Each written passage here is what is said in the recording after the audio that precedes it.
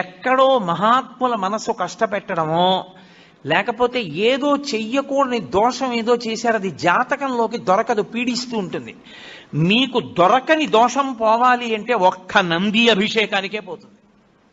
అది ఎప్పుడో తెలుసా, ఎప్పుడు పడితే అప్పుడు చేయడానికి వీల్లేదు. త్రయోదశి నాటి సాయంకాలం శివాలయంలో శివలింగానికి పొద్దున్న అభిషేకం అయిపోతుంది కాబట్టి అలంకారం చేసేసి రుద్రాధ్యాయంతో నందీశ్వరుడికి అభిషేకం చేస్తారు. అభిషేకం చేసి నంది మూర్తినంతటినీ కడిగి అలంకారం చేసి చందనం బొట్టు పెట్టి నందీశ్వరుడికి శివలింగానికి ఏకకాలంలో హారతిత్తితే సమస్త దోషములు ఉపశాంతి పొందుతాయి. ఒక్క త్రయోదశి నాడే, ఇక ఇంకొక రోజు లేదు దానికి. దోష నివారణార్థం చేసేటటువంటి అభిషేకం నందీశ్వరుడికి ఉంది ప్రదోష వేళలో.